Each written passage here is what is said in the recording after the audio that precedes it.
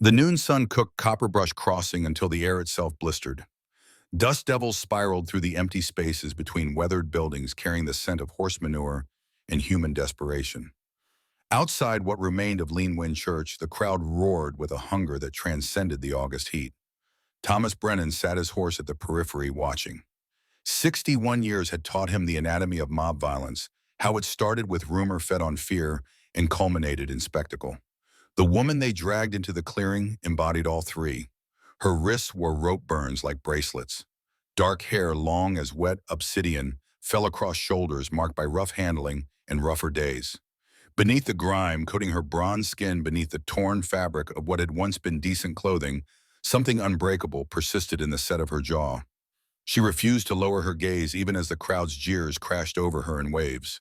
Tom's right leg throbbed, the old wound singing its familiar song of complaint.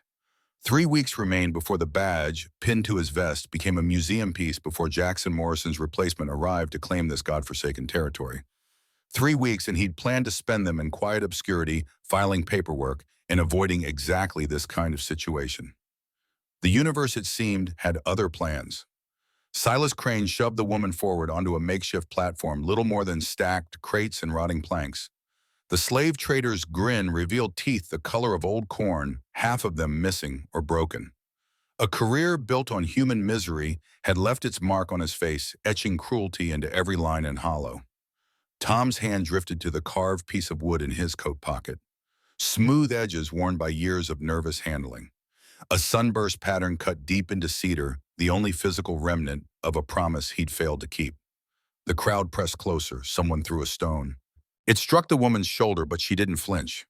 The defiance in her stance only amplified the mob's bloodlust, as if her refusal to break validated their need to keep trying.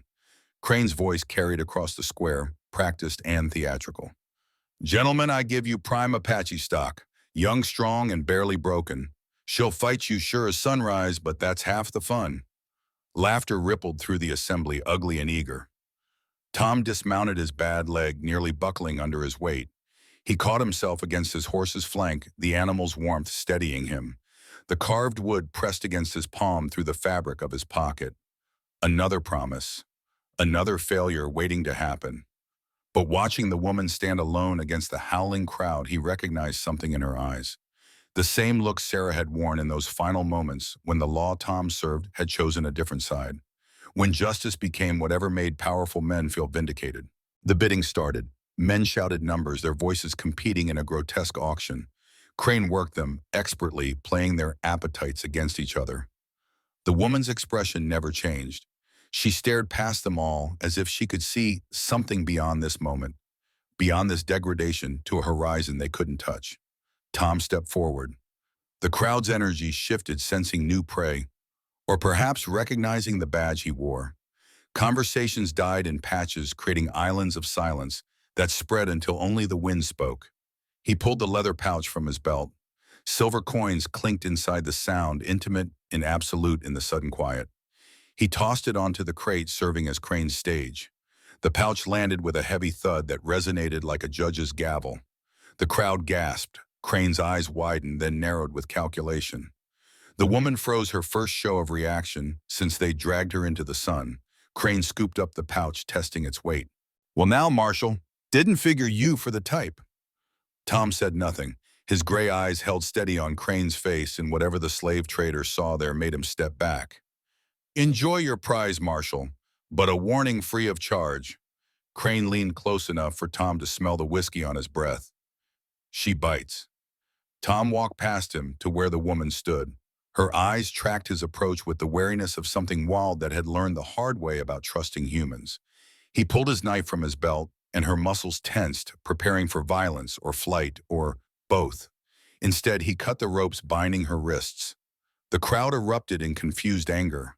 Someone shouted about justice denied. Someone else demanded their entertainment. Tom ignored them all, returning his knife to its sheath with deliberate calm. He gestured toward the alley behind the saloon, a subtle tilt of his head that communicated more than words could. The woman hesitated, studying his face as if trying to decode a language she'd never encountered. Then Buck Reeves's voice rose above the others, demanding someone check if the marshal had cheated the bidding, and that decided matters. She moved into the alley with the silence of smoke drifting. Tom followed at a measured pace, his limp more pronounced now that adrenaline had started to fade. Behind them, the crowd's anger found new targets to feed on, turning inward, as mobs always did when denied their spectacle. The alley offered shade and relative quiet, though both felt temporary. Tom could hear boots scraping on packed dirt, voices raised in argument, the building fury of a crowd that had come for blood and received only confusion instead. He led her past the water trough, past the shuttered blacksmith shop toward the edge of town, where the desert waited with its brutal, honest silence. She maintained distance, several paces behind him, close enough to track, but far enough to run if necessary. Smart. At the old corral fence, Tom stopped. The wood had weathered to silver, its rails loose and unreliable. Beyond it, the landscape stretched in shades of copper and gold, mountains rising like broken teeth against the burning sky. He turned just enough for her to see his profile beneath his hat brim. "You can head north or stay close till dark. Your choice." His voice was low, roughened by years of breathing dust and making hard decisions. The woman's jaw tightened, her body language shifting from wary to actively hostile. "You bought me." Her English carried the precise articulation of someone who'd learned it as a second language, each word carefully shaped. "Why pretend you didn't?" Tom absorbed the accusation without flinching. Fair enough. In her position, he'd assume the same. "I bought your life. What you do with it is yours." She had heard lies dressed prettier than that, her arms folded across her ribs, fingers finding a tender spot where someone had recently planted a boot. Men don't pay silver for nothing. Most don't. Tom's gaze remained on the horizon, tracking something she couldn't see. "But I'm not most." That wasn't reassurance. That was a warning wrapped in understatement, and she recognized it as such. She studied him with renewed intensity, noting how he favored his right leg, how his shoulders carried a burden more substantial than his coat, how exhaustion lived in the corners of his eyes. He didn't leer, didn't ask her name, didn't inspect her like livestock waiting for branding. It was as if freeing her had been the entire transaction, and now he was already stepping away from the consequences. "Why do this?" Her voice carried edges sharp enough to draw blood if he came too close. "Because they were going to kill you." Tom's response came without hesitation or heat, "And I couldn't let them." "Why?" The question hung between them, demanding more than he'd intended to offer. Behind them, hoofbeats stirred faintly, still distant, but growing. Tom's eyes snapped toward the sound, old instincts rising through the scar tissue of retirement. "We move."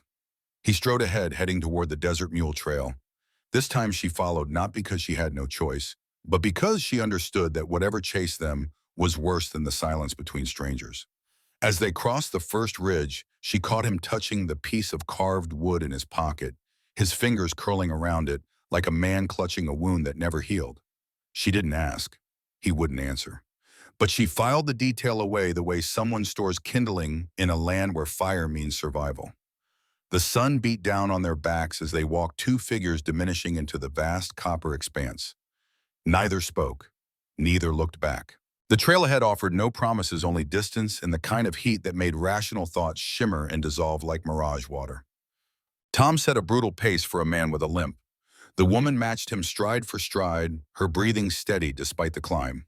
They followed the ridgeline for 3 miles before he allowed himself to stop, choosing a cluster of boulders that offered shade and a vantage point over the way they'd come. He unslung his canteen and drank the water barely cool enough to wet his throat. When he offered it to her, she took it without comment, drinking in measured sips that spoke to experience with scarcity. Below them, Copper Brush Crossing shimmered in the heat haze. No dust plumes yet, no signs of immediate pursuit. That would change. Tom knew Clayton Wade well enough to predict the man's response. The marshal wouldn't let this slide, not when his authority had been challenged in front of witnesses. "They'll come." The woman's voice startled him. She'd been so quiet he'd almost forgotten the weight of another presence. "They will." Tom took the canteen back, securing it to his belt. "But not right away. Wade needs to organize, needs to make it official. Gives us a head start." "Wade." Her eyes narrowed. "Marshal Clayton Wade." Tom's gaze sharpened on her face. She knew the name, and more than that, she knew it with the kind of familiarity born from bitter experience. "You've met." It wasn't a question. Her expression answered clearly enough, a flash of something dark and deep passing across her features, before she locked it down. He's the one who gave me to Crane. The words fell between them like stones into a well sending ripples through implications Tom was only beginning to grasp. He'd assumed she was caught in the general sweep of Apache women that followed the territory's latest conflict. Random violence, impersonal and brutal, but ultimately meaningless. If Wade had personally handed her over to Crane, that changed everything. That made it targeted. That made it personal. Why? She turned or away, staring out at the desert as if it held answers she couldn't voice. Because I saw something I wasn't supposed to see. Tom waited. The woman wrapped her arms around herself despite the heat, seeking comfort from her own embrace. 6 weeks ago, Wade and his deputies raided my village. They said they were looking for stolen horses. They weren't. Her voice had gone flat, the way people spoke about trauma they'd relived too many times to carry emotion anymore. They burned everything, killed the men, took the women and children. I hid in the river, watched it all happen. Watched Wade shoot the elder in cold blood while he begged for mercy. Tom's jaw clenched hard enough to make his teeth ache. He'd heard rumors about Wade's methods, had seen enough evidence of corruption to know the man wore his badge like a license for cruelty. But this was something else. This was systematic brutality designed to look like frontier justice. Wade saw you. He saw me. I ran. Spent 4 weeks in the desert before Crane's men tracked me down. She met Tom's eyes directly for the first time, and he saw the full depth of what she'd survived reflected there. Wade told Crane to make sure I disappeared. Told him to sell me to someone who'd take me far away, someone who wouldn't ask questions. Instead, he sold you to a mob. Tom's voice had gone cold, the kind of cold that preceded violence. Crane always was ambitious. Probably figured a public execution would cement his reputation better than a quiet sale. The woman's lips thinned into something that might have been a smile on someone who still remembered how.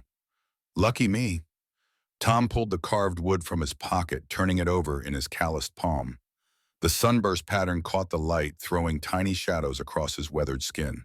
He'd carved this 20 years ago in the aftermath of another failure. Another woman the system had ground to dust while good men stood by and watched. Sarah Brennan, his wife, killed by outlaws the law protected because they had money and connections. Tom had worn his badge with pride back then, believing justice meant something beyond politics and profit.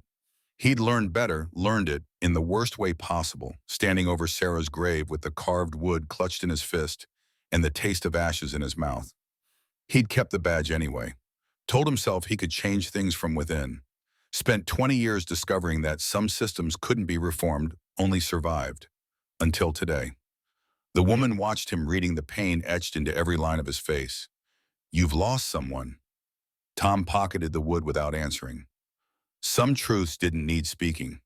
What's your name? The question surprised her. In all the hours since he'd cut her ropes, he hadn't asked. She'd started to think he didn't care, that she was just a problem to be solved and then forgotten. Kira Nashoba. Tom nodded, once acknowledging. Tom Brennan. He stood testing his leg. The joint protested but held. We need to keep moving. I've got a place, abandoned homestead about 15 miles northwest. We can rest there, figure it out what comes next. Kira didn't move. Why are you helping me? The question carried weight beyond its simple words. Tom turned to face her fully, and for a moment the years fell away.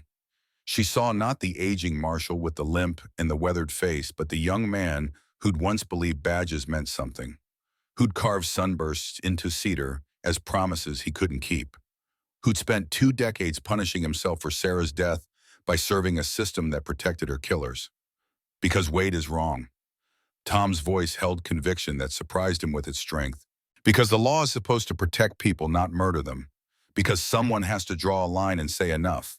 He pulled the badge from his vest, the tin star catching sunlight and throwing it back in defiant flashes. For 20 years, this piece of metal had defined him. Given him purpose, justified his existence, provided a framework for making sense of senseless world. Now it felt like a weight he no longer wanted to carry. Tom turned the badge over in his hands, studying it as if seeing it for the first time. Then, with a motion both casual and profound, he tossed it into the scrub brush. The star tumbled end over end before disappearing into thorny growth lost among the rocks and rattlesnake dens. Kira stared at the spot where it had vanished. You just threw away 20 years. 20 years of watching men like Wade wear the same badge and corrupt everything it's supposed to stand for. Tom's expression held no regret, only a strange relief, as if he'd finally set down a burden he'd carried too long. If that's what the law is, I don't want any part of it. He met her eyes and something passed between them. Recognition, perhaps. Understanding that they were both refugees from systems designed to destroy them. That they'd both survived by learning when to fight and when to run, and that sometimes the bravest act was knowing which was which. The homestead I mentioned, Buckwater, it's no palace, but it's got walls and a well. We can hold there while we figure out our next move. Kira considered this, weighing options that all tasted bitter. And if Wade comes, then we handle it. Tom's tone suggested he'd welcome the confrontation, that some part of him had been waiting 20 years for an excuse to face men like Wade without the badge holding him back. But he won't come right away. He'll need to organize, gather his men, make it look official. That gives us time. Kira rose, brushing dust from her torn dress. The fabric hung in tatters, revealing glimpses of scarred skin beneath. Every mark told a story of survival, of pain endured and overcome.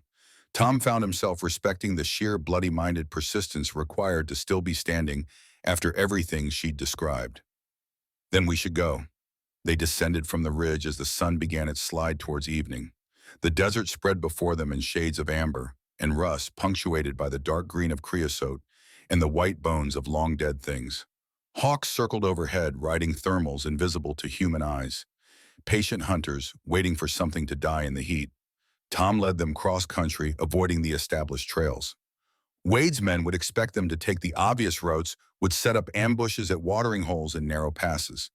Better to suffer the harder journey than walk into a trap. As they walked, Tom found himself glancing at Kira, noting how she moved through the landscape with an economy of motion that spoke to deep familiarity.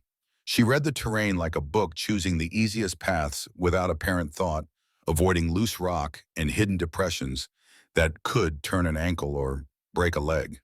Apache training, he supposed. The tribes who'd survived in this harsh land for generations knew its secrets in ways white settlers never would. They understood the desert not as an obstacle to be conquered, but as a complex ecosystem to be navigated with respect and awareness. Sarah had tried to teach him that back when their marriage was new and the world seemed full of possibility. She'd grown up with Apache neighbors, learned their language, and customs, married Tom with the naive belief that love could bridge cultural divides. She died learning otherwise, killed by men who saw her friendship with tribal families as betrayal of her own kind. Tom touched the carved wood through his pocket. The sunburst Sarah had loved, the symbol she'd worn on a silver necklace her Apache friend had gifted. He'd carved it into cedar after her funeral, a memorial to dreams that died harder than the woman who'd dreamed them. You're thinking about her. Kira's voice pulled him from the spiral of memory. She watched him with knowing eyes, recognizing the particular flavor of grief that never quite faded. My wife, Sarah, she died 20 years ago. Tom surprised himself by speaking. He never talked about. Sarah had learned early that most people didn't want to hear about old pain, that grief made them uncomfortable in ways they couldn't articulate. Men killed her, men the law protected because they had money and influence. I wore my badge and tried to bring them to justice, and the system I served chose them over her. Kira nodded slowly, understanding without needing further explanation. That's why you helped me, because you couldn't help her. Tom flinched at the accuracy of her assessment. She'd cut straight to the bone of it, exposed the wound he had spent 2 decades trying to hide from. Maybe, or maybe I just got tired of watching the wrong people win. They walked in silence after that, the sun sinking toward the horizon like a dying coal. Shadows stretched long across the desert floor, turning familiar landscape strange and ominous. By the time they reached Buckwater Homestead, full dark had descended, the temperature dropping with the kind of speed that made unprepared travelers freeze to death under starbright skies. The homestead crouched in a shallow depression, protected from the worst winds by a horseshoe of low hills. The main structure leaned slightly to the left, its weathered boards gray with age and neglect. A smaller outbuilding stood behind it, roof half-collapsed, door hanging crooked on rusted hinges. Tom approached cautiously, scanning for signs of occupation. He'd claimed this place 5 years ago, when its previous owner died without heirs, had intended to retire here after his time as marshal ended. The plan had been simple: grow old in peace, spend his final years far from the corruption and violence that defined frontier law. Now, standing at the threshold with Kira beside him, he realized peace was never going to be an option. Not as long as men like Wade wore badges. Not as long as the law protected monsters and fed on the innocent. He pushed the door open. It swung inward with a protest of dry hinges, revealing darkness and the musty smell of abandonment. Tom struck a match, the small flame pushing back shadows just enough to reveal the interior. Sparse but functional.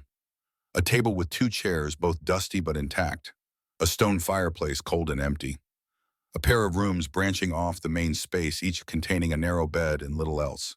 Basic, but better than sleeping in the open where Wade's men could find them.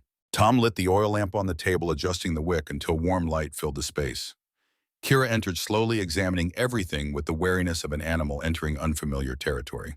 She noted the lack of bars on the windows, the absence of locks on the interior doors, the general atmosphere of neglect rather than deliberate fortification.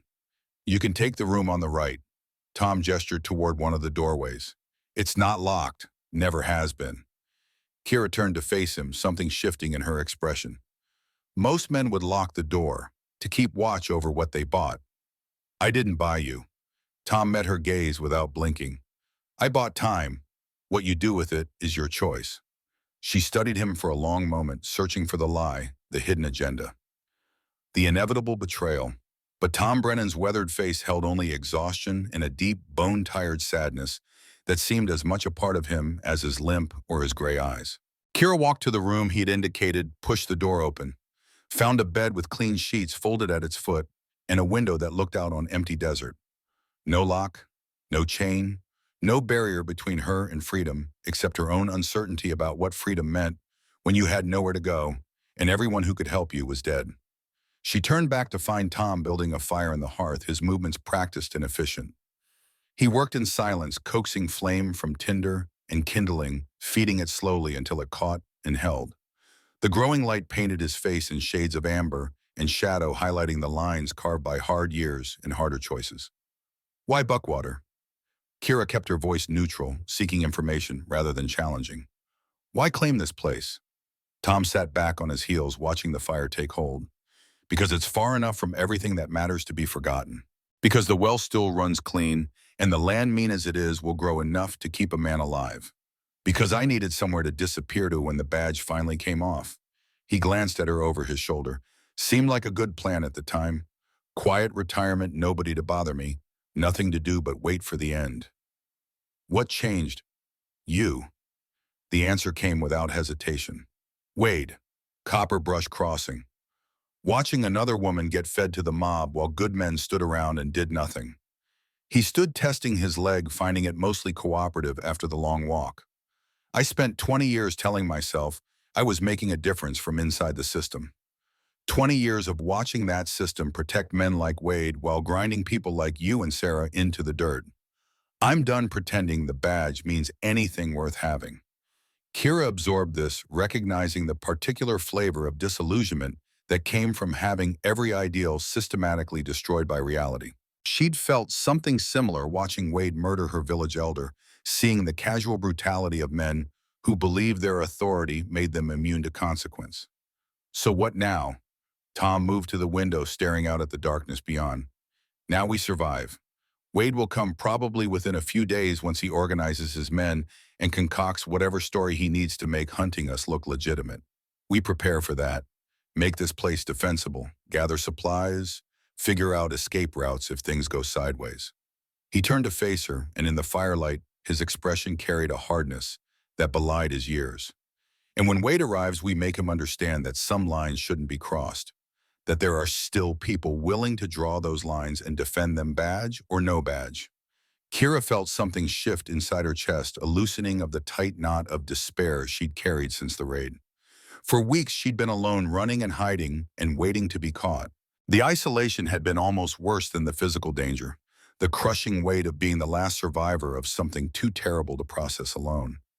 Now, standing in this weathered homestead with a man who'd thrown away his badge to help a stranger, she felt the first stirrings of something she'd thought permanently extinguished. Not hope exactly, too soon for that, but possibility, the sense that maybe survival wasn't just about lasting another day, but about finding something worth surviving for. I'll help. The words emerged before she'd consciously decided to speak them.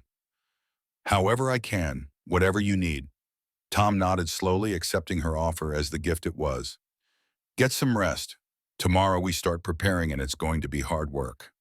Kira retreated to her room, closing the door behind her. Through the thin walls, she heard Tom moving around the main space, the scrape of chair on floor, the soft sounds of a man settling in for a long night, keeping watch. She lay on the bed, fully clothed, knife within easy reach, body tense despite her exhaustion. Sleep came in fits and starts, punctuated by nightmares of burning villages and men in badges laughing while people died. Each time she woke heart pounding and drenched in sweat, she heard Tom moving in the outer room, keeping vigil, standing guard not because he owned her, but because he'd chosen to protect her. And Tom Brennan was apparently the kind of man who honored his choices even when they cost him everything. As false dawn painted the sky, pale gray, Kira rose and stepped quietly from her room. Tom sat at the table, rifle across his lap, eyes fixed on the door. He'd stayed awake the entire night, sacrificing his own rest to ensure hers. She stood beside him, not speaking, just letting her presence communicate what words couldn't. Tom glanced up at her, exhaustion evident in every line of his face, but something else too. Satisfaction, perhaps. The grim pleasure of a man who'd finally stopped running from his own conscience. Coffee. Tom gestured to the small pot heating over the fire's embers. It's terrible, but it's hot. Kira poured 2 cups, handed him, when sat in the chair across from him. They drank in silence, watching the sun rise through the window, painting the desert in shades of rose and gold. A new day bringing with it new dangers and old ghosts, but also the stubborn possibility that sometimes doing the right thing was its own reward, even if the reward was likely to get them both killed. Dawn arrived with this kind of light that made promises the desert never intended to keep. Tom stood on the homestead's sagging porch, surveying the surrounding terrain with a tactical eye he'd honed over decades of frontier law enforcement.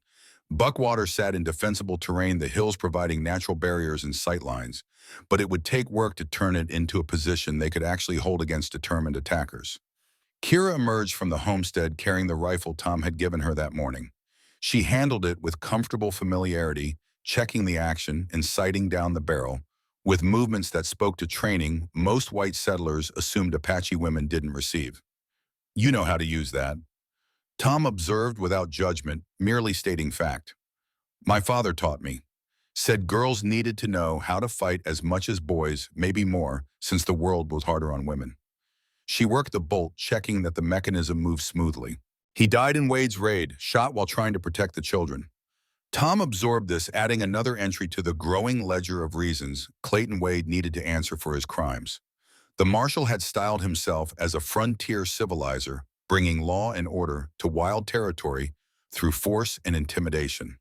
In reality, he was just another tyrant with a badge using legitimate authority to mask illegitimate brutality. First priority is fortifying this place. We need firing positions, clear sightlines somewhere to fall back to if they breach the perimeter. Tom gestured toward the collapsed outbuilding. That shed needs to come down before someone uses it for cover. The main house needs shutters on the windows, something we can close and shoot through. The well needs protection. Kira nodded, already moving toward the shed. Together they spent the morning working, dismantling the unsafe structure and salvaging usable lumber. The physical labor felt good after days of running and hiding, gave them something concrete to focus on beyond the looming threat of Wade's inevitable arrival. As they worked, Tom found himself stealing glances at Kira. She attacked each task with fierce concentration, never complaining about the heat or the splinters or the sheer exhausting difficulty of manual labor in August. Sweat soaked through her torn dress, plastering the fabric to her lean frame, but she kept going with the kind of stubborn endurance that came from surviving things that should have killed you. Around noon, they broke for water in the meager food supplies Tom had stored at the homestead. Hardtack and jerky, barely enough to sustain them, but it would have to do until they could make it to the nearest settlement for proper provisions. We'll need more supplies. Tom voiced the thought as he chewed the leather-tough jerky. Ammunition, food that won't kill us, medicine. There's a trading post about 20 miles south Pinon Bend, small place run by a man named Foster who doesn't ask questions and doesn't much care who he sells to. Kira's expression tightened. You'll be recognized. Once Wade spreads word that you helped me escape, every lawman and bounty hunter in the territory will be looking for you. Can't be helped. We need supplies more than we need to stay hidden. Tom drained his canteen, noting how low their water stores had already gotten. We'll go tonight after dark. Less chance of running into people who know my face. They spent the afternoon continuing their fortifications. Tom constructed crude shutters for the windows heavy enough to stop bullets, but still allowing them to return fire. Kira dug a defensive trench around the well, creating a position they could hold even if attackers surrounded the main house. As the sun descended toward evening, casting long shadows across the desert, Tom found himself thinking about the carved wood in his pocket. 20 years he'd carried it, a reminder of failure and loss, and the price of believing systems could be reformed from within. Now watching Kira work with single-minded determination to turn Buckwater into something defensible, he wondered if Sarah would approve of what he'd done. Throwing away the badge, choosing one woman's life over the law he'd sworn to uphold. It felt simultaneously like betrayal and redemption, like he'd both honored and failed Sarah's memory in the same gesture. Tell me about her. Kira's voice interrupted his thoughts. She sat on the porch steps, rifle across her knees, looking at him with genuine curiosity rather than polite interest. Your wife, Sarah. Tom settled beside her, his bad leg grateful for the rest. For a long moment, he said nothing, gathering words for a story he rarely told. She was better than me, kinder, smarter, more patient with the world's failures. She grew up near Apache territory, learned the language and customs, believed people could live together if they just tried hard enough. He pulled out the carved wood, turning it over in his palm. She wore a silver necklace with this symbol. Gift from an Apache friend. After she died, I carved it into cedar.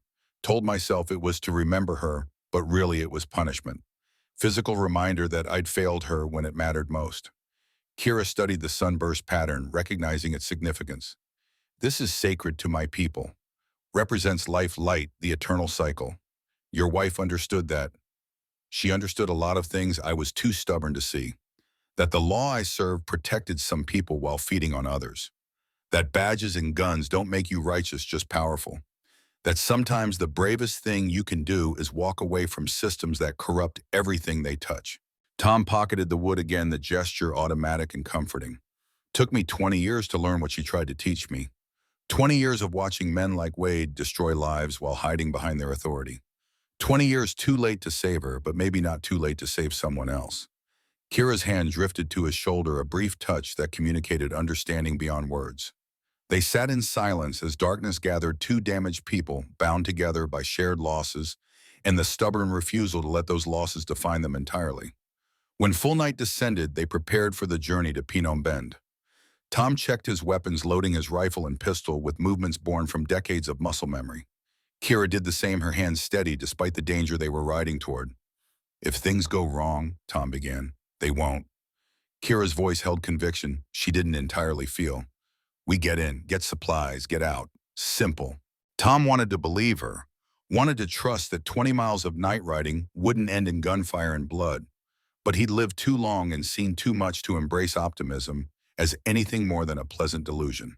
They mounted the horses Tom had stabled behind the homestead, checking their gear one final time before setting out. The desert night enveloped them, cool and vast and filled with invisible dangers. Coyotes howled in the distance, their voices rising and falling in eerie harmonies that made even the horses nervous. As they rode, Tom found himself thinking about Wade. The marshal would have discovered his missing prisoner by now, would have organized men and resources to track them down.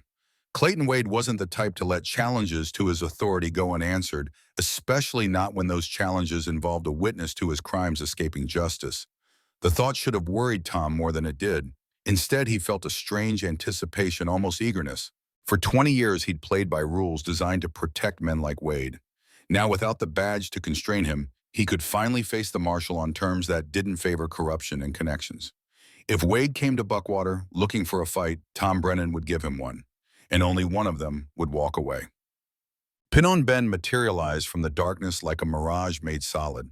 Half a dozen buildings clustered around a central trading post, their weathered facades lit by oil lamps that threw shifting shadows across the empty street.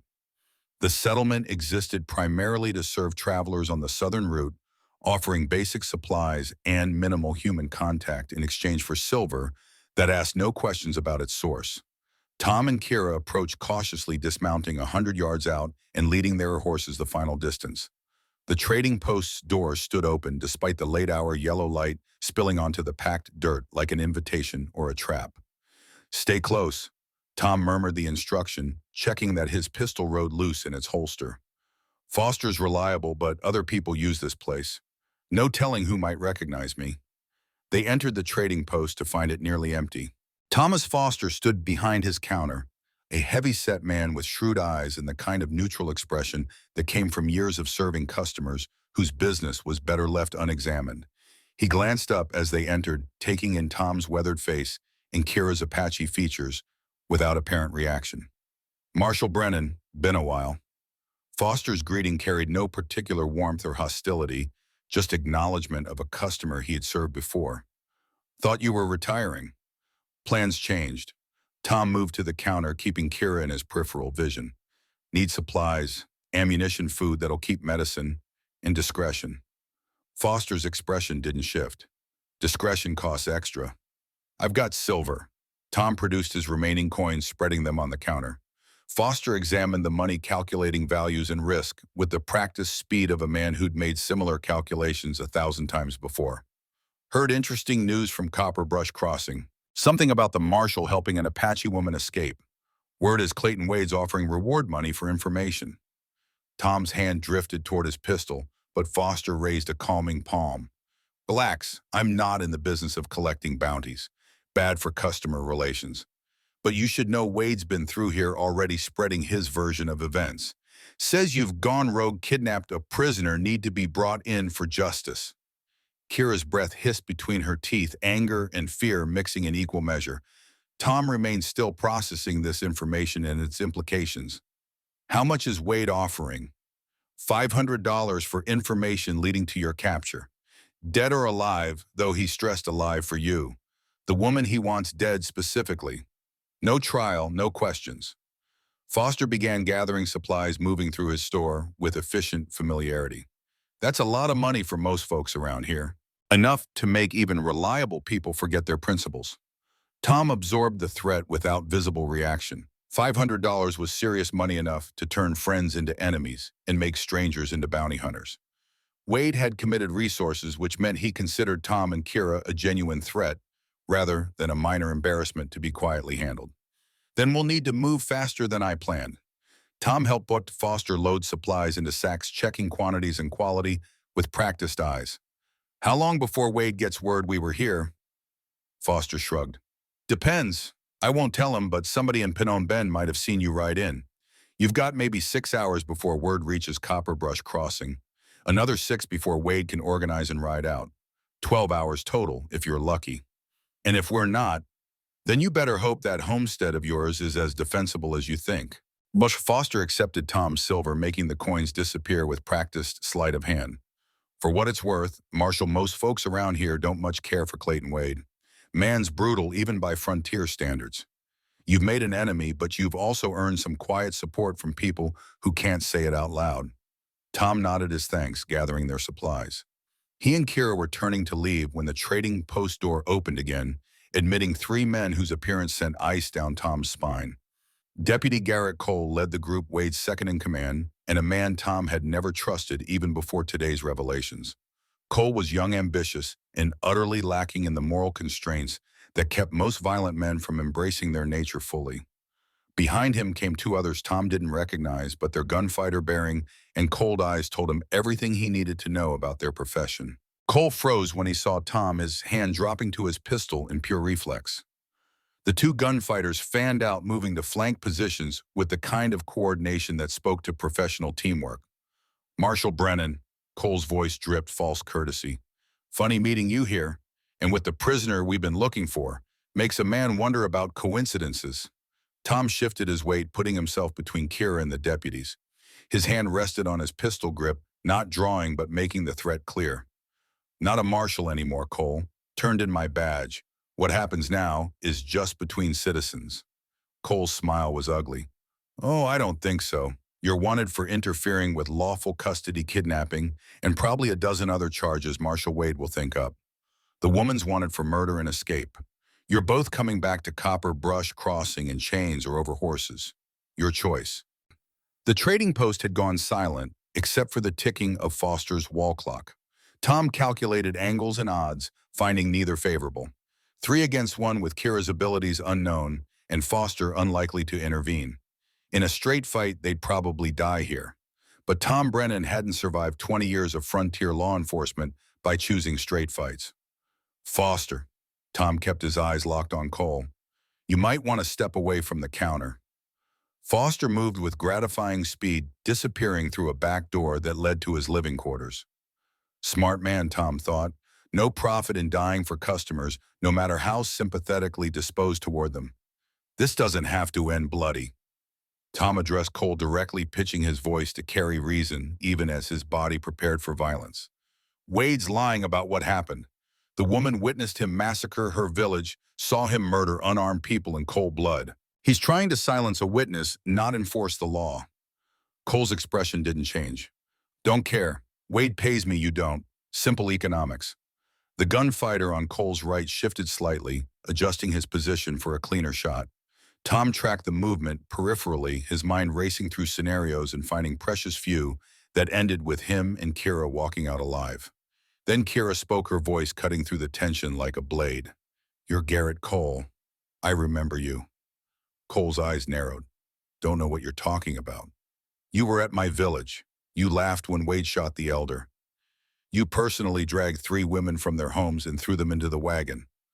One of them was my sister. Kira's voice remained steady despite the emotions churning beneath. She was 12 years old. What did Wade do with the children, Cole? For just a moment, something flickered across Cole's face. Not quite guilt, maybe not even regret, but a flash of human recognition that what he'd done crossed lines even brutal men usually respected. Then it vanished, replaced by the cold calculation of a man who'd committed himself to a path and saw no profit in reconsidering. Ancient history. Wade's version is what matters now, and his version says, you're murderers who need hanging. So let's make this simple. Drop your weapons, put your hands up, and maybe you live long enough to argue your case to a judge. Tom laughed, the sound harsh and humorless. A judge Wade owns, in a courtroom Wade controls, we'd be dead before sunset, and you know it. Cole shrugged. Your problem, not mine. The moment stretched taut as wire pulled to breaking. Tom felt time slow, felt every detail of the scene crystallize with the hyper-focus that preceded violence.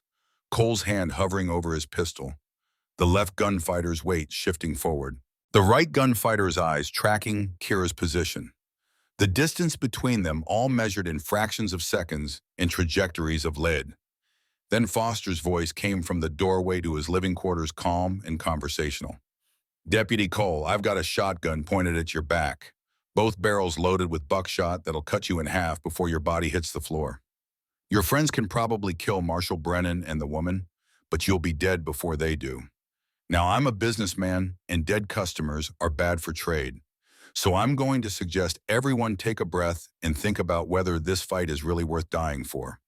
The tableau held 5 people frozen in positions that could explode into bloodshed with the slightest provocation. Tom could see Cole calculating, weighing the certainty of Foster's threat against the possibility of still winning the fight if he was fast enough. Your call, Cole. Tom kept his voice level, giving the deputy an out that didn't require him to lose face completely. You can die here in Foster's trading post over a bounty you haven't collected yet.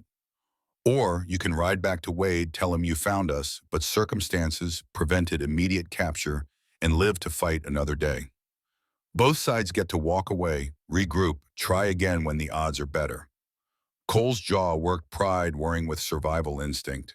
The gunfighters remained motionless, waiting for their employer's decision, but clearly not eager to die for someone else's money. Finally, Cole stepped back, his hand moving deliberately away from his pistol. This isn't over, Brennan. Never thought it was. Tom maintained his position, not relaxing until Cole and his men backed out of the trading post.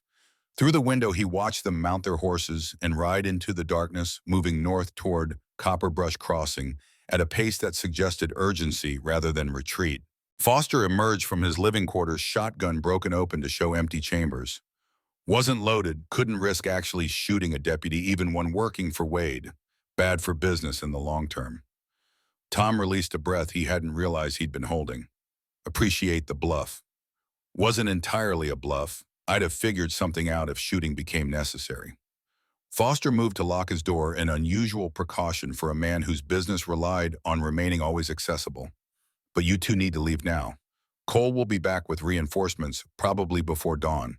And next time I won't be able to help without destroying my livelihood. Tom and Kira gathered their supplies, moving with the controlled haste of people who understood that minutes could mean the difference between escape and capture. As they loaded their horses, Tom glanced back at the trading post, finding Foster watching from his window. "Why help us?" Tom called the question across the darkness.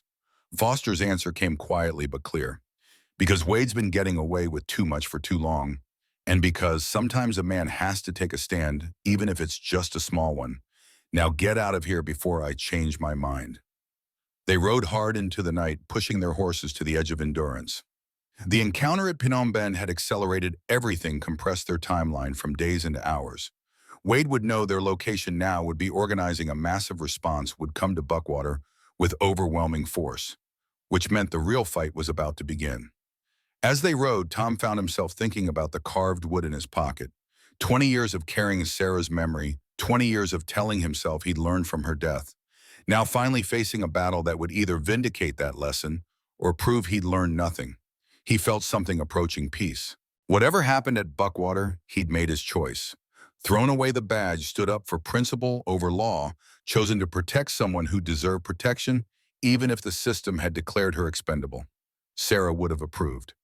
That thought sustained him as the miles fell away beneath their horses' hooves, as Buckwater Homestead drew closer with each passing moment, as the inevitability of confrontation with Clayton Wade became not just probable, but certain. The desert night wrapped around them, vast and uncaring and brutally honest, in ways human civilization never managed. Somewhere ahead, Wade was riding toward the same destination, bringing with him all the authority and firepower the territory could muster. Tom welcomed it.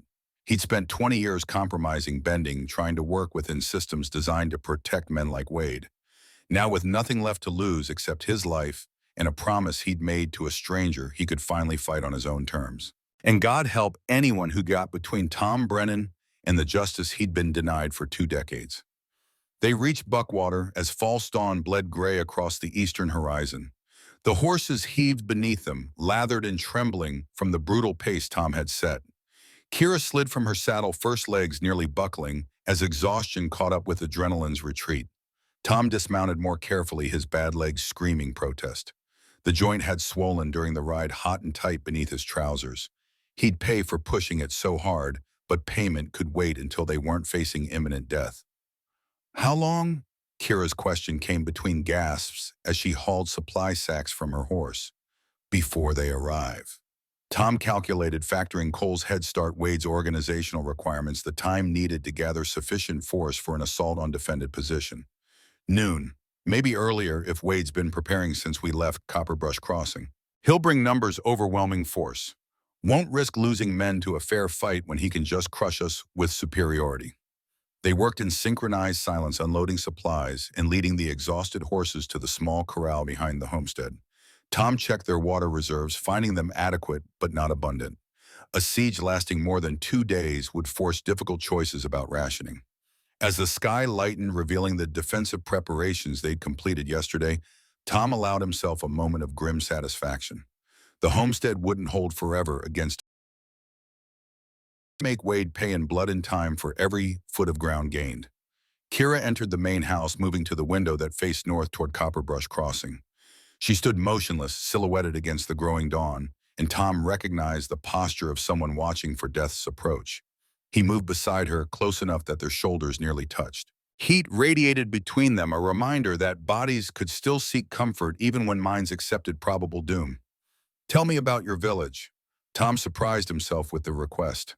They'd spoken of Wade's massacre in tactical terms, analyzing evidence and testimony, but never as something human that required mourning beyond vengeance.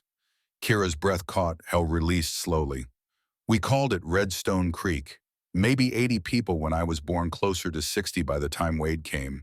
Small, peaceful, nothing worth destroying, except we existed where white settlers wanted us gone. Her fingers traced patterns on the window frame, unconscious gestures that might have been Apache symbols or simple nervous energy. My father led the peace faction. Believed cooperation was possible, that if we didn't fight, they'd leave us alone. My mother thought him naive, but loved him enough to pretend agreement. Tom listened without interrupting, understanding that some stories needed space to breathe before they could be spoken complete. I had two sisters. Mara, the one Cole mentioned, she was 12 and obsessed with horses. Could ride before she could walk properly, spent every spare moment with the herd. Lena was older, 16, already promised to a boy from another band. Kira's voice fractured slightly, then steadied through visible effort. Wade came at dawn, surrounded us before anyone woke. My father walked out to negotiate, thinking it was official business, maybe tax collection or census registration. Wade shot him in the face without warning, just pulled his pistol and fired like my father was vermin that needed exterminating. The words fell like stones into still water, rippling outward through silence that Tom didn't try to fill. He'd seen enough frontier violence to picture the scene without requiring details, though Kira provided them anyway. They killed the men quickly, bullets in bayonets' efficiency without mercy. The women and children they loaded into wagons. I'd been swimming in the creek when the shooting started downstream, where the current bends around cottonwoods. Heard the screams, ran back, arrived in time to watch them separate families. She turned to face Tom directly, and he saw grief so raw it should have been bleeding. Mara screamed for me, kept screaming my name even as Cole threw her into the wagon. I was 30 feet away, hidden in brush, and I did nothing. Just watched while they took her. You would have died. Tom's voice came gentle but firm. They'd have killed you or taken you, and then no one would be left to tell what happened. No one to make Wade answer. I know that. Kira's jaw set hard.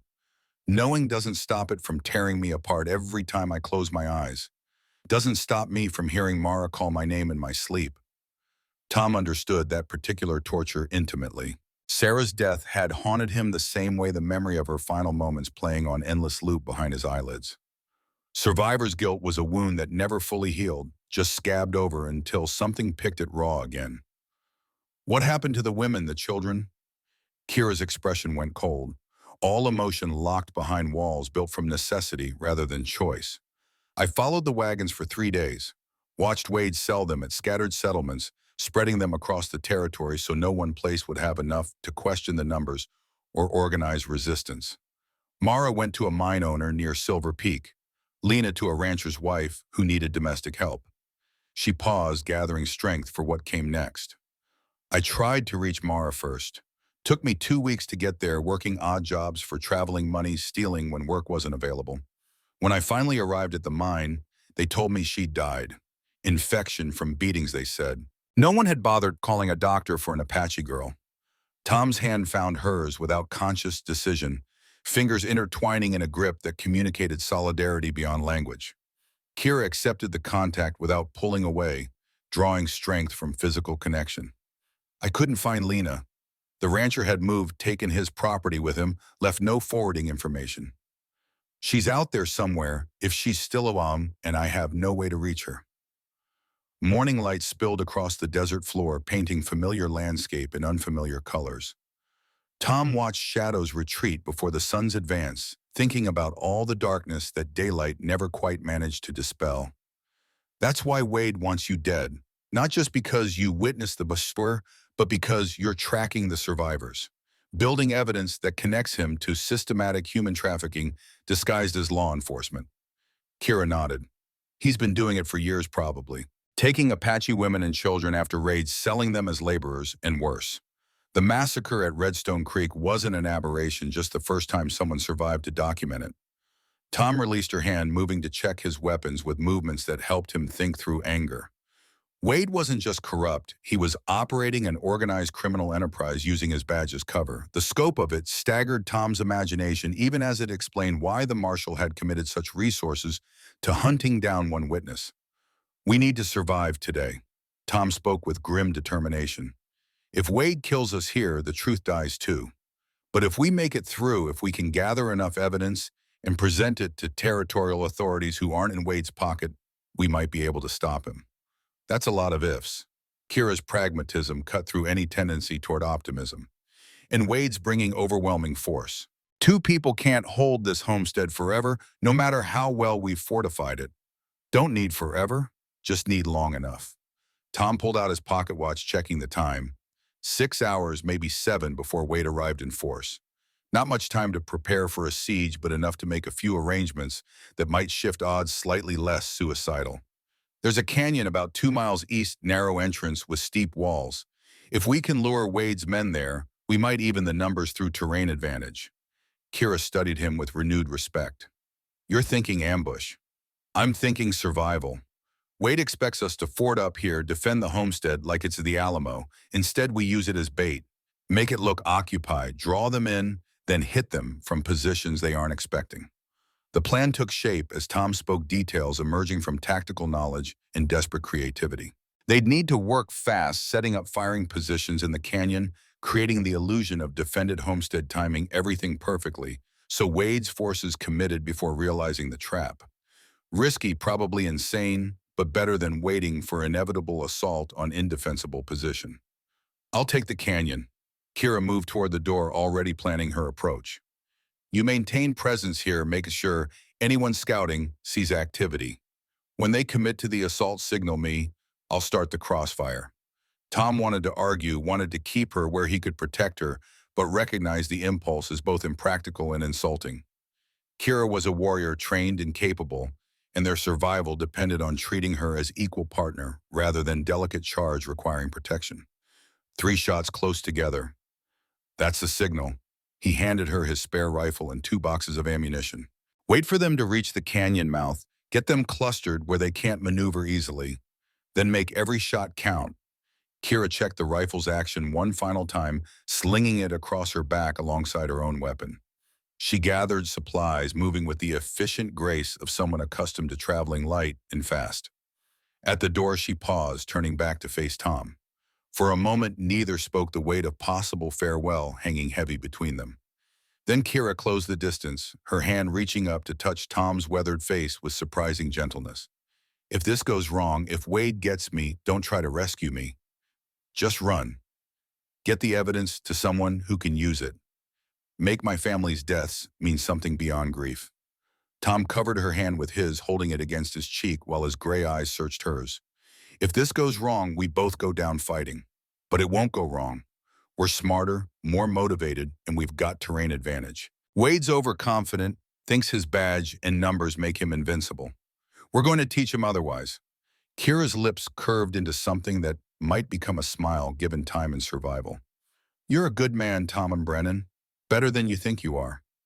Then she was gone, slipping into the brightening morning like smoke dissipating. Tom watched from the window as she disappeared into the broken landscape, moving with the kind of stealth that made tracking her nearly impossible, even when he knew which direction she'd taken. Alone in the homestead, Tom set about creating the illusion of defended position. He rigged scarecrows from spare clothing and lumber, positioning them near windows to suggest multiple defenders. Built small fires in different locations to create smoke that would read as cooking and warmth. Left obvious footprints around the well and near the corral, signs of habitation that scouts would report back to Wade. The work helped distract from gnawing anxiety and mounting dread. Every task completed was one more element in place, one more piece of a desperate plan that had perhaps 20% chance of actually working. But 20% was better than 0. And 0 was what they'd have if they just waited for Wade's assault without trying to seize some initiative. By mid-morning, Tom's preparations were as complete as circumstances allowed. He positioned himself at the northwest window, the one with clearest sightlines toward Copperbrush Crossing, and settled in to wait. The desert shimmered under climbing heat. Lizards emerged to sun themselves on rocks.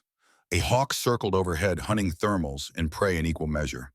Time stretched and compressed simultaneously, each minute crawling past, while hours seemed to vanish in anxious anticipation. Then finally, dust on the horizon. Tom's pulse quickened as he tracked the approaching cloud. Multiple riders, maybe 20 or more, raising enough dust to mark their passage from miles away. Wade wasn't bothering with stealth or subtlety, just bringing overwhelming force and expecting it to be sufficient. Through his telescope, Tom counted heads and weapons. 23 men all armed, several with rifles that suggested they knew how to use them. Cole rode at Wade's right hand, his young face set an expression of grim determination. The marshal himself cut an imposing figure, despite the distance, tall and broad-shouldered, carrying himself with the confidence of a man accustomed to having his orders followed without question. Tom watched them advance, calculating speed and trajectory. They'd reach Buckwater in perhaps 20 minutes, giving him barely enough time to implement his desperate gambit. He gathered his weapons, checked his ammunition one final time, then retreated to the prepared position behind the homestead where he could observe without being observed. The waiting scraped his nerves raw. Every second felt like an hour, every small sound amplified into possible threat. His bad leg ached with the kind of deep bone pain that presaged weather changes or violence, though in this case both seemed equally probable. Wade's riders approached in loose formation, spreading out as they drew closer to create harder target if defenders opened fire. Professional tactics employed by men who'd done this before. Tom revised his estimate of their chances downward, slightly recognizing that Wade had brought experienced fighters rather than simple thugs and deputized locals. They halted just outside rifle range, exactly as Tom had predicted. Wade would send scouts first cautious, despite his numerical advantage. Two men separated from the main group, urging their horses forward in wide angles that would allow them to observe from multiple perspectives without presenting easy targets. Tom remained absolutely still, trusting his camouflage and the scouts' expectation that any defenders would be inside the homestead proper. The scouts circled, studying the building and surroundings with practiced caution. Tom could see them, noting the smoke, the scarecrow's position near windows, the footprints around the well. One scout rode closer than prudent curiosity overcoming caution. He approached the corral, studying the exhausted horses, likely calculating how recently they'd been ridden hard. Smart, but not quite smart enough to recognize that exhausted horses suggested riders who'd fled rather than riders preparing for siege. The scout turned to ride back, and Tom made his move. He rose from concealment, rifle already aimed, and fired once. The bullet took the scout through the chest, punching him from his saddle in a spray of red mist that caught morning sunlight and turned it crimson. The second scout wheeled his horse, reaching for his weapon, but Tom had already chambered another round. The second shot caught the scout in the shoulder, spinning him but not dropping him. The wounded man kicked his horse into desperate gallop, fleeing back toward Wade's main force. Tom didn't pursue. He'd accomplished his objective, confirmed that defenders were present and capable, while simultaneously establishing that they wouldn't go down easy. Now came the critical moment, the point where Wade had to decide between cautious approach and aggressive assault. Through his telescope, Tom watched Wade confer with Cole and several other men. Arguments ensued, visible in gestures and body language, if not audible across the distance. Some wanted to withdraw, regroup, approach more carefully. Wade clearly advocated for immediate assault, unwilling to let two defenders delay his plans. Wade won the argument. Tom saw it in how the others' resistance crumbled, in how Cole organized the men into assault formation, in how weapons were checked and final preparations made. They'd attack within minutes, committing fully to overwhelming the homestead through sheer numbers. Tom fired 3 shots in rapid succession, the signal for Kira. Then he abandoned his position, moving at the fastest pace his bad leg would allow toward the canyon 2 miles distant. Behind him, Wade's men charged Buckwater Homestead, their war cries carrying across the desert like demon howls. The race was on. Tom needed to reach the canyon before Wade's forces realized the homestead was empty, before they reorganized and recognized they'd been baited into exposed position. His legs screamed with every jarring step, but he forced himself onward, drawing on reserves of endurance he'd thought exhausted years ago. Gunfire erupted behind him, Wade's men shooting at scarecrows and shadows. Tom allowed himself a fierce grin. Let them waste ammunition on phantoms. Let them discover too late that their quarry had slipped the trap. He reached the canyon entrance, gasping leg barely supporting his weight. Kira appeared from concealment among the rocks, her expression shifting from concern to grim satisfaction as she assessed his condition. They took the bait. Tom collapsed against a boulder, dragging air into starving lungs. Should be right behind me once they figure out the homestead's empty. Kira handed him a canteen, and he drank greedily before forcing himself to stop. Water discipline mattered now more than ever, with uncertain timeline for how long this fight would last. I've got positions marked. Overlapping fields of fire covered withdrawal routes if they flank us. It's not perfect, but it's better than anything else available. She helped Tom to his feet, guiding him to the firing position she'd prepared on the canyon's eastern wall.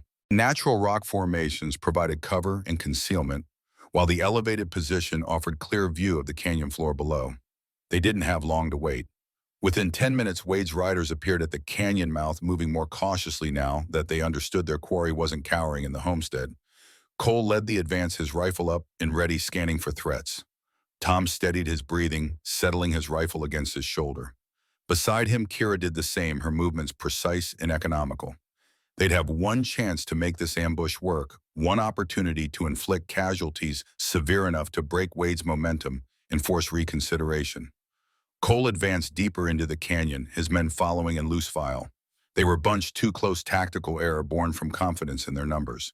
Tom counted 17 riders, which meant 6 had remained behind, probably guarding the entrance or serving as reserve force. When Cole reached from the halfway point, Tom fired.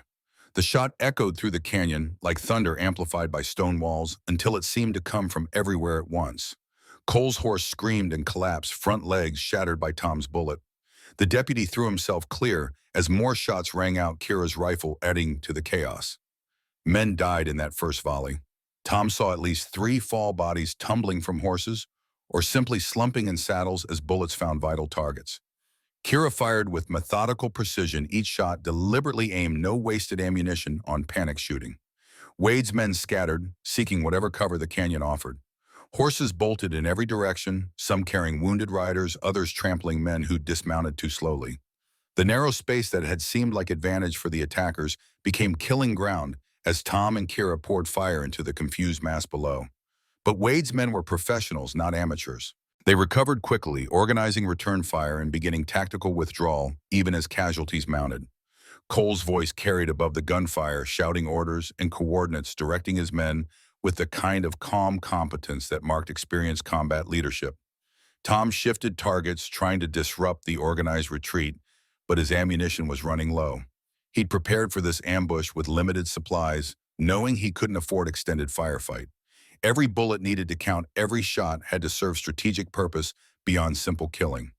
A bullet struck the rock near Tom's head, showering him with stone chips that cut at his face and drew blood. He ducked reflexively, losing precious seconds of targeting time. When he rose again, Wade's men had achieved covered positions and were laying down, suppressing fire that made accurate shooting nearly impossible. Kira cursed in Apache, her frustration evident.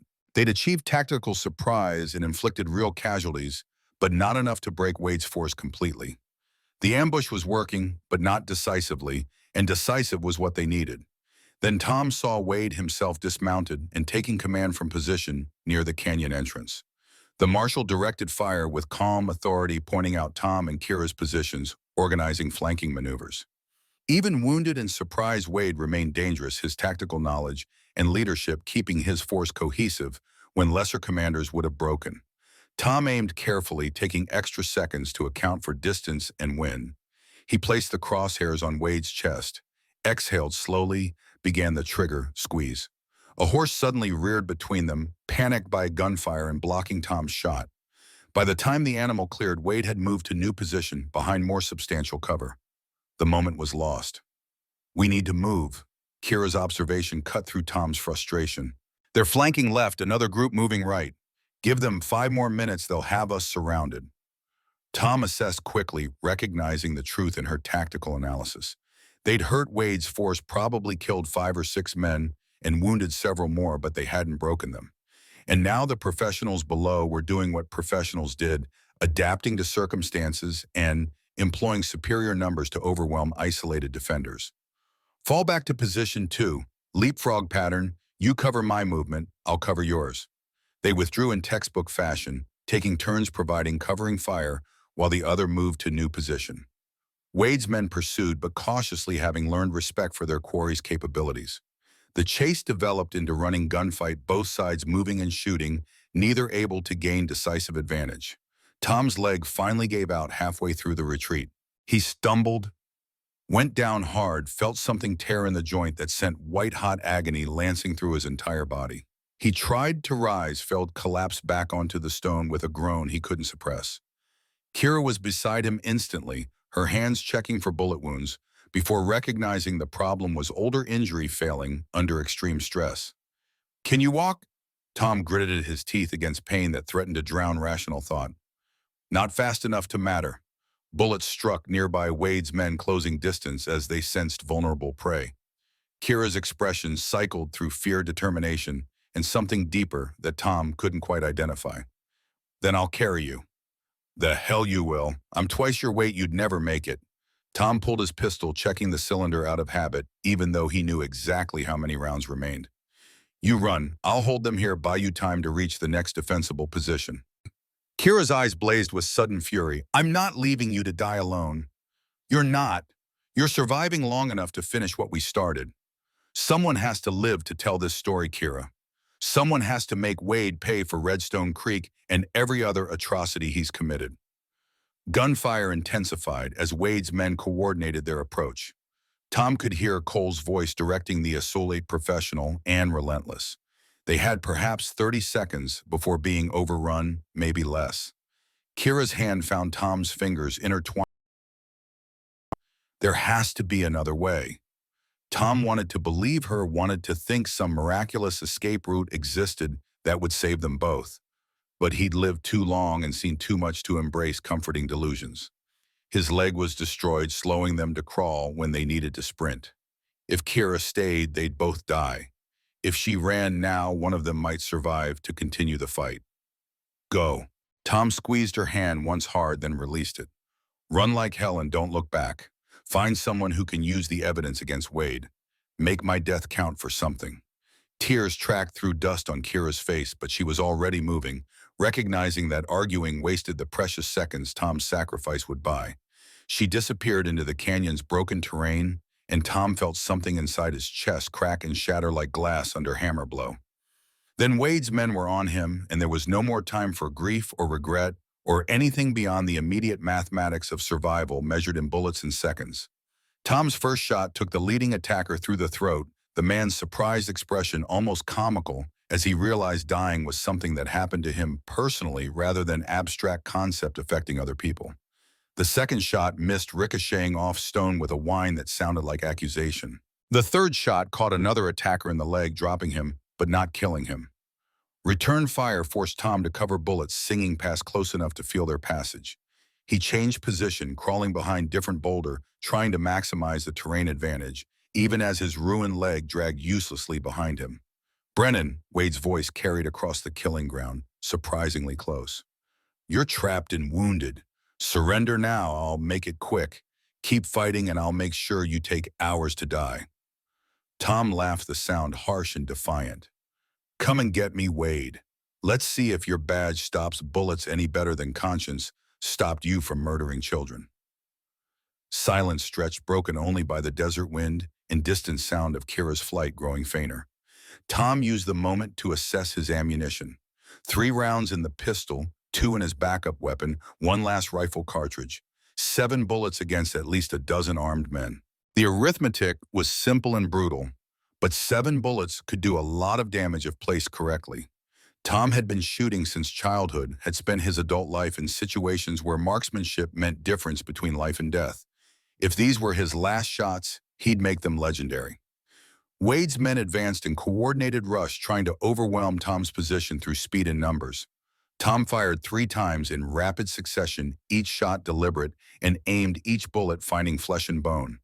3 men fell the advance stumbling, as others tried to process casualties and adjust tactics simultaneously. Tom rolled to new position, drawing his backup pistol, finding targets with practiced ease. 2 more shots, 2 more hits though, neither immediately fatal. The wounded men's screams added chaos to chaos, their cries undermining the professional calm Wade's lead. 1 bullet left. Tom held the last round, waiting for the shot that would matter most. Wade's men had learned caution, approaching from multiple angles with covering fire that kept Tom pinned. Smart tactics professionally executed, the inexorable advance of superior force grinding down isolated defender. Then Wade himself appeared, stepping into view, with the confidence of a man who knew the mathematics favored him overwhelmingly. The marshal approached Tom's position, directly pistol drawn, but not immediately threatening, moving with the deliberate calm of someone who'd already won and was just collecting the prize. "It's over, Brennan." Wade's voice carried satisfaction and something darker, the pleasure of a bully who'd cornered weaker victim. "You fought well, better than I expected from washed-up marshal playing hero. But you're out of ammunition, out of options, and bleeding from a dozen wounds I can see from here." Tom rose slowly, using his good leg and the boulder for support. Pain threatened to drag him back down, but he forced himself upright through sheer bloody-minded stubbornness. If these were his final moments, he'd face them standing. "You murdered women and children, Wade, sold human beings like livestock, used your badge to build criminal empire while decent people believed you represented law and justice." Tom's voice came steady despite everything, decades of authority lending weight to accusations. "I might die here, but the truth doesn't die with me. Kira's still out there, still alive, still carrying evidence that will destroy you." Wade's expression flickered confidence, momentarily shaken by reminder that one witness had escaped. Then he smiled, the expression ugly and confident. "One Apache woman alone in hostile territory, she'll be dead in a week, probably sooner. And even if she somehow survives, who's going to believe her word of savage against word of territorial marshal? The system will protect me like it always has." Tom raised his pistol, the last bullet chambered and ready. He could kill Wade right now, end the marshal's reign of corruption with single shot.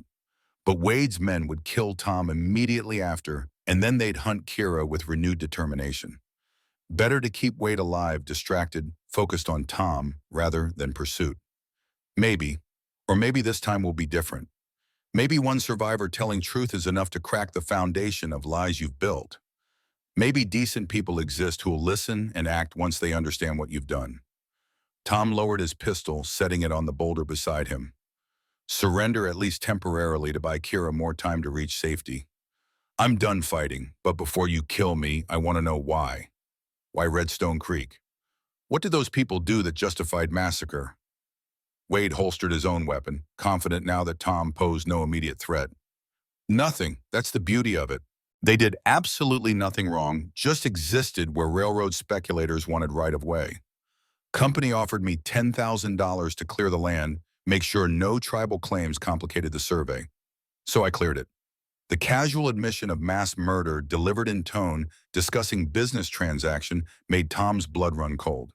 This wasn't passionate violence or battlefield fury, just calculated elimination of obstacles to profit. Wade had murdered entire village for money and felt no more guilt than businessman closing bad investment. "You're a monster." Tom spoke the words with quiet conviction. "And eventually monsters get slain. Might not be me, might not be today, but someone will stop you. Someone always does." Wade's expression hardened. Not soon enough to matter. He drew his pistol again, aiming at Tom's chest. The moment stretched final seconds before bullet flight and death. Tom thought of Sarah, of the carved sunburst in his pocket, of Kira fleeing through the desert, carrying hope he'd bought with his life. Then chaos erupted from an unexpected direction. Gunfire erupted from the canyon ridge, high-powered rifles cracking with authority that scattered Wade's men like startled quail. Tom threw himself flat as bullets whined overhead, stitching patterns through space his body had occupied heartbeats before. Wade dove for cover, his execution interrupted by whoever had decided to join the fight from unexpected angle. Through the chaos, Tom glimpsed figures on the ridge. 3 riders silhouetted against midday sun, firing with disciplined precision that spoke to military training.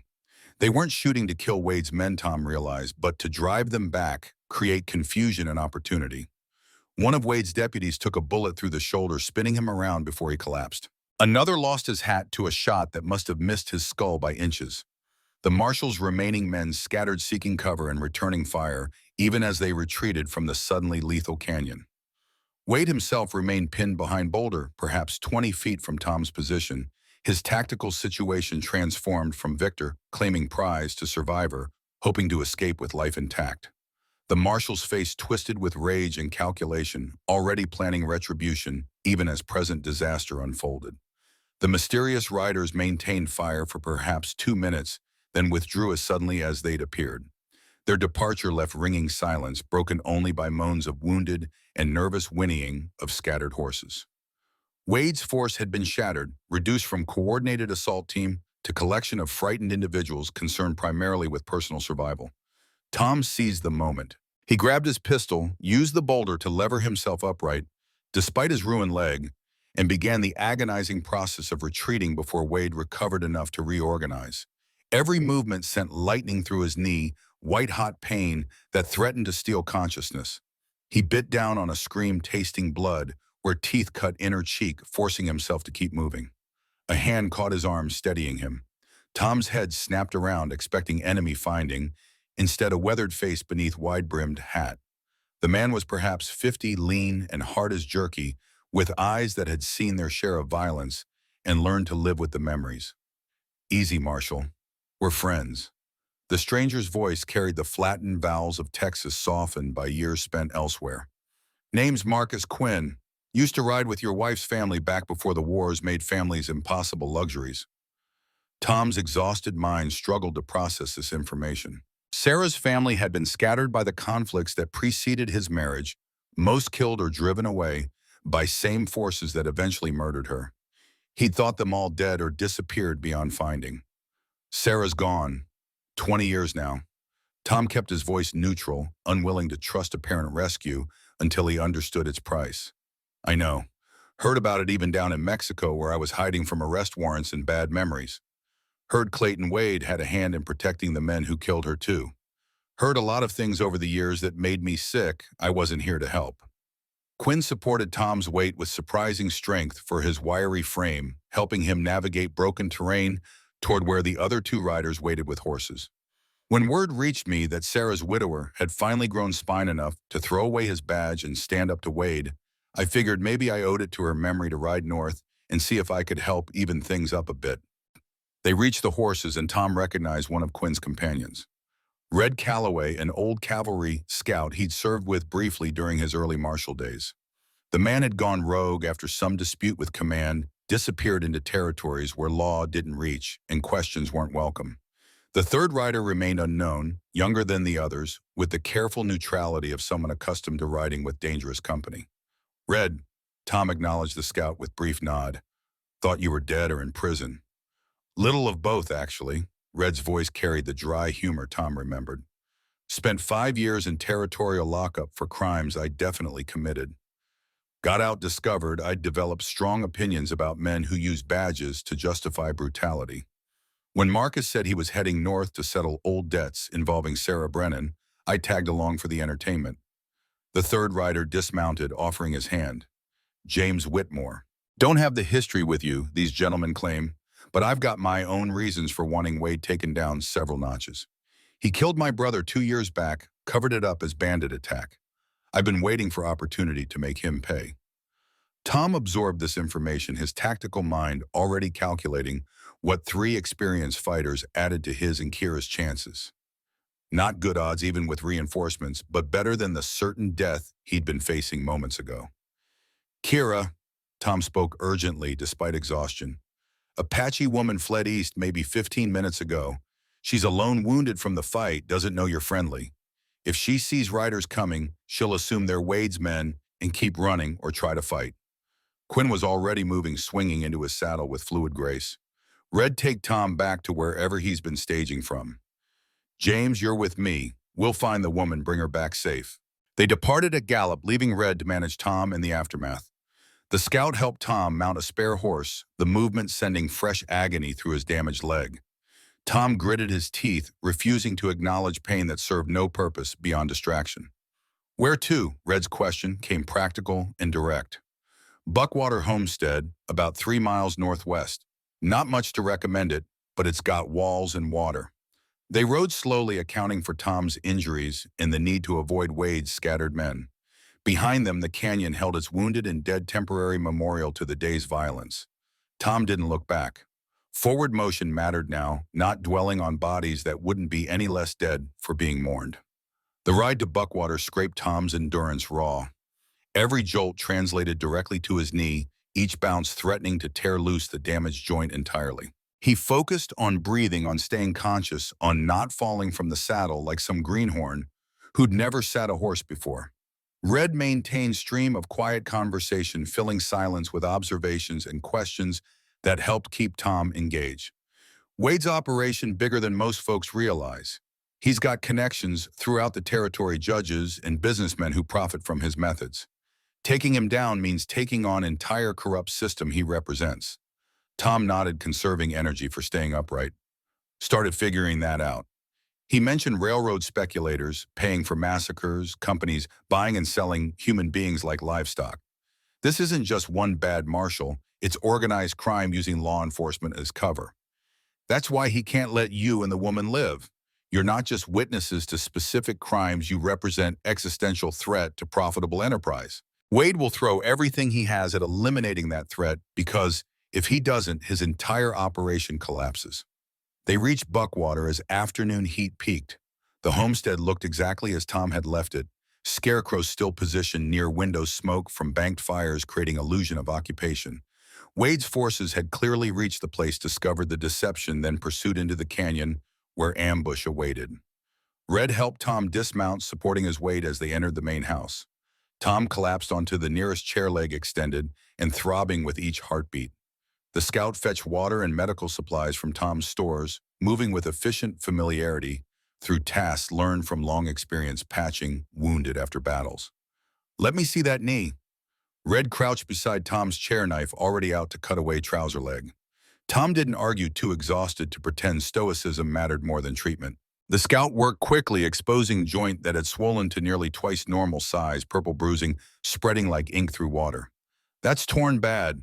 Ligament damage, maybe cartilage. You won't be walking on it properly for weeks, assuming you survive long enough for healing to matter." Red pulled bandages from the medical kit, wrapping the knee with firm pressure that helped stabilize the joint even as it intensified pain. "Best I can do without proper doctor and time we don't have. Keep Wade off it, try not to move more than absolutely necessary. And pray Wade doesn't force another running fight because you won't be running anywhere for a while." Tom accepted the grim prognosis without comment. His body had been failing him incrementally for years, the accumulated damage of hard life catching up with biological systems designed for gentler use. The knee was just latest casualty in long war between will and flesh. Outside horses approached. Tom's hand dropped to his pistol before Red's gesture stopped him. "That'll be Marcus and your friend. Recognize the gate." The door opened to admit Quinn and Kira. She looked exhausted, dusty, and deeply suspicious of her rescuers despite their apparent help. Her eyes found Tom, immediately scanning him for injuries, cataloging damage with the clinical assessment of someone accustomed to battlefield triage. "You're alive." Kira's voice carried relief and accusation in equal measure. "You told me to run, said you'd buy me time." "Plans changed. Quinn and his people interrupted Wade's execution, gave me opportunity to retreat instead of dying heroically and uselessly." Tom gestured toward the men who'd rescued them. "Apparently Sarah had family I didn't know about.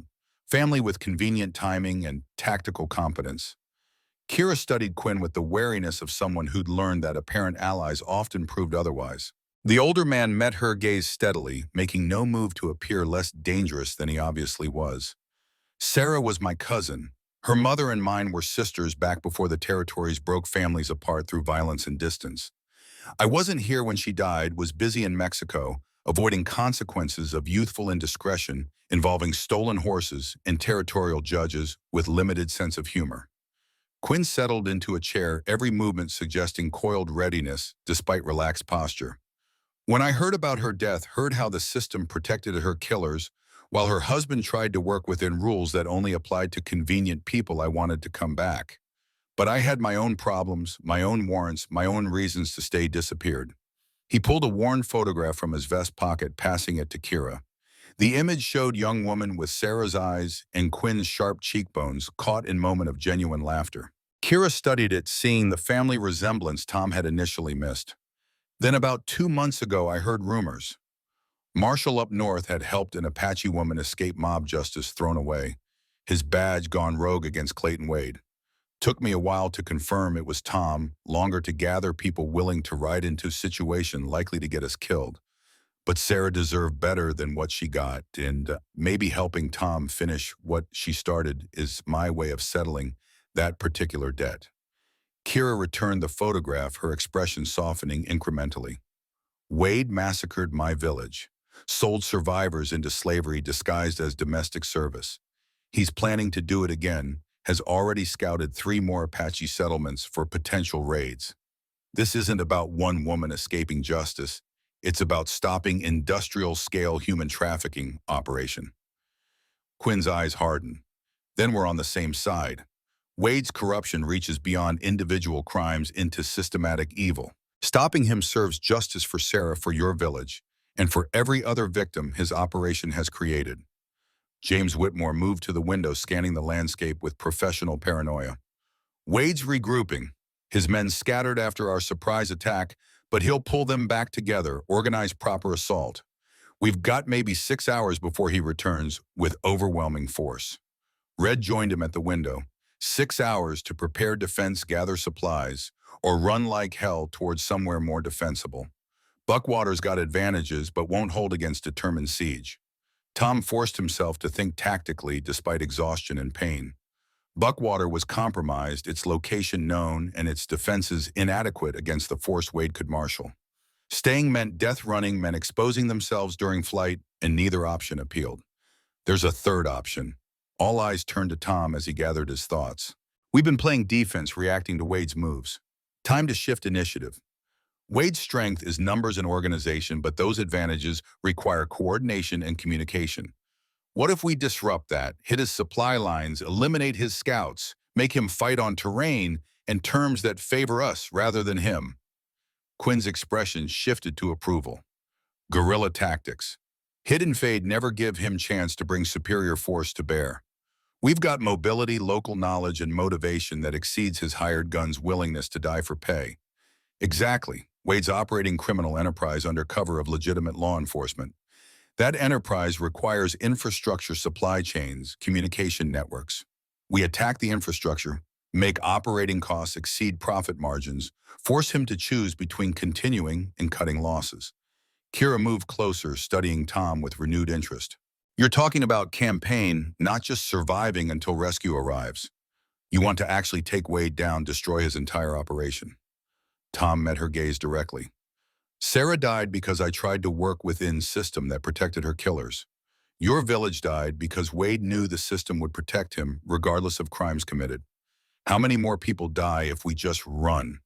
If we treat this as personal survival rather than opportunity to break pattern? The room fell silent as everyone processed implications. What Tom proposed went beyond self-defense into active warfare against established authority. Success would require perfect execution, substantial luck, and willingness to accept that they'd probably die trying. Failure meant death and the certainty that Wade's operation would continue unchecked. Quinn broke the silence first. I'm in. Been running from consequences too long, might as well stop and face them on terms I choose. Wade represents everything wrong with frontier justice, everything that broke families like mine and Sarah's. Time someone stood up and said enough. Red nodded agreement. Spent 5 years in prison for crimes that mattered less than what Wade does daily. If we're going down, might as well make it count for something beyond brief inconvenience to corrupt system. James Whitmore took longer to decide, his youth showing in the way he weighed risks against rewards. Finally, he nodded. My brother deserves justice. If this is how I get it for him, then I'm committed. Kira's decision came last, but with complete conviction. My family, my village, my sister, who may still be alive somewhere, Wade sold her. I was always in. Question was whether you'd fight or just survive. Tom felt something settle in his chest, weight he'd carried for 20 years finally lifting. For the first time since Sarah's death, he wasn't compromising, wasn't accommodating, wasn't trying to work within systems designed to defeat justice. He was choosing to fight on his own terms, and if that fight ended with his death, at least he'd die having finally honored the promise he'd made to Sarah's memory. Then we plan. Wade's got advantages in numbers and legitimacy, but we've got advantages he can't match. We know the territory, we're motivated by something beyond money, and we're willing to do things his hired guns won't risk for pay. They gathered around Tom's table, discussing tactics and targets. Wade's operation required supply depots, communication routes, trusted intermediaries. Each component represented vulnerability that could be exploited by small mobile force willing to accept risk. The planning continued through afternoon into evening, details emerging as they shared knowledge and expertise. Red contributed reconnaissance information gathered during his years scouting hostile territory. Quinn provided insights into criminal operations gleaned from his time running similar enterprises in Mexico. James offered perspective on Wade's specific organization and methods learned during his brother's investigation before Wade had him killed. Kira added crucial intelligence about Apache settlements. Wade had targeted locations of survivors sold into servitude and patterns in his raids that suggested coordination with business interests seeking cheap labor. Her information transformed their understanding from personal vendetta into exposure of systematic exploitation masked as law enforcement. By the time darkness fell, they'd outlined campaign that would either destroy Wade's operation or get them killed trying. Probably both, Tom acknowledged privately, but at least they'd die accomplishing something beyond personal survival. As the others settled in for uneasy rest, Tom found himself unable to sleep despite exhaustion. His knee throbbed with metronome regularity, each pulse a reminder of mortality and damage accumulated. He sat at the window watching stars emerge against deepening blue, thinking about Sarah and promises kept too late.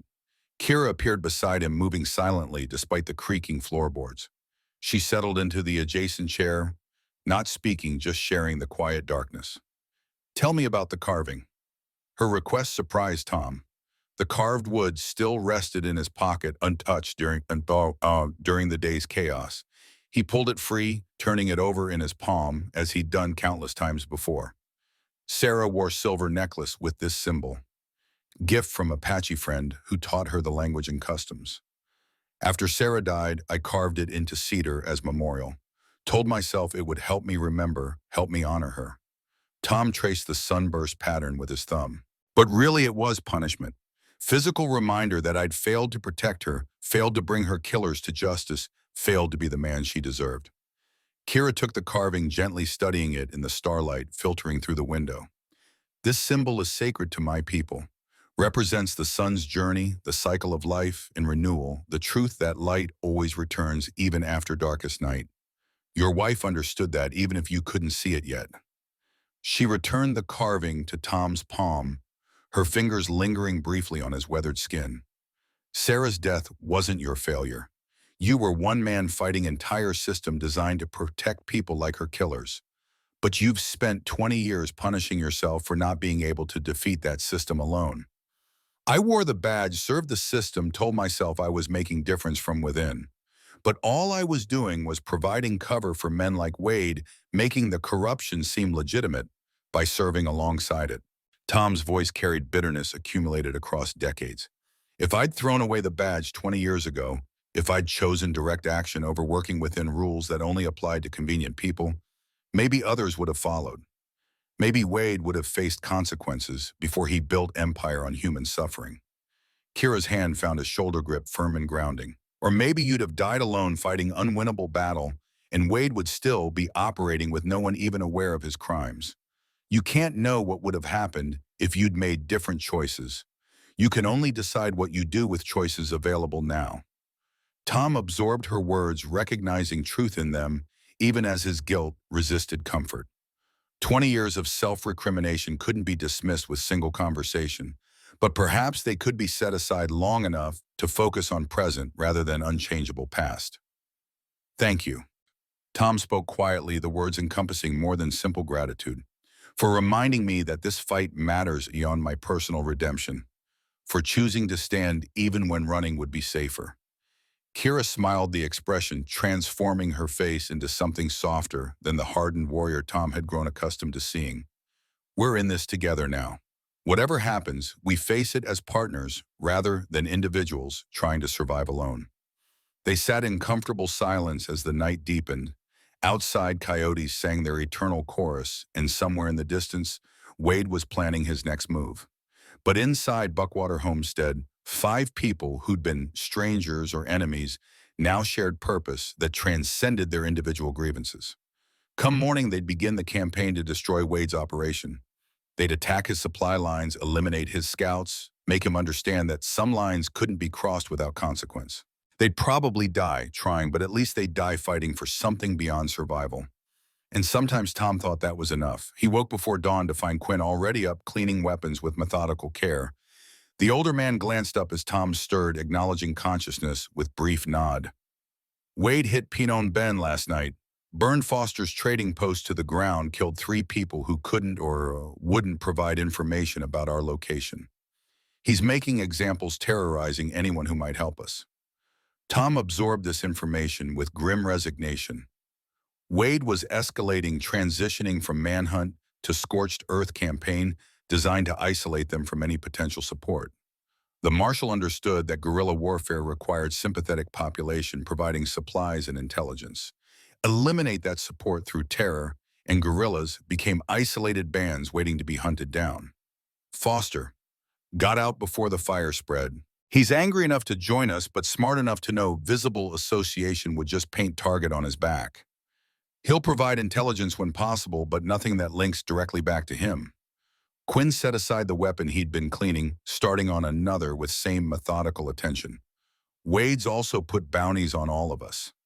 500 for you, 300 for Kira, 200 each for me, Red and James, dead or alive, no questions asked. That's serious money enough to turn bounty hunters and casual opportunists into active threats. Tom calculated quickly. $2,000 total small fortune by frontier standards. Wade was committing substantial resources, which meant either his operation was enormously profitable or pressure from his backers had intensified to point where failure wasn't an acceptable option. The bounties help us. They prove Wade's desperate, willing to spend money that should be profit to eliminate threats. His backers won't appreciate that, especially if we drag this out long enough to make operating costs unsustainable. Red emerged from the room he'd claimed looking surprisingly refreshed despite the hard wooden floor he'd slept on. Talked to contact last night while you were all sleeping. Turns out Wade's got shipment coming through day after tomorrow. 3 wagons full of supplies heading from Fort Mason to his base of operations in Copperbrush Crossing. Food, ammunition, medical supplies, everything he needs to sustain extended campaign.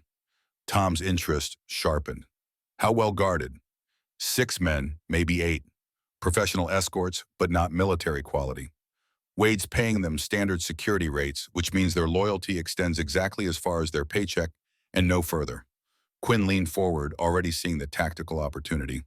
We hit the shipment, not just to deny Wade's supplies, but to send message that his operations aren't safe, that we can strike anywhere, and his money can't protect him.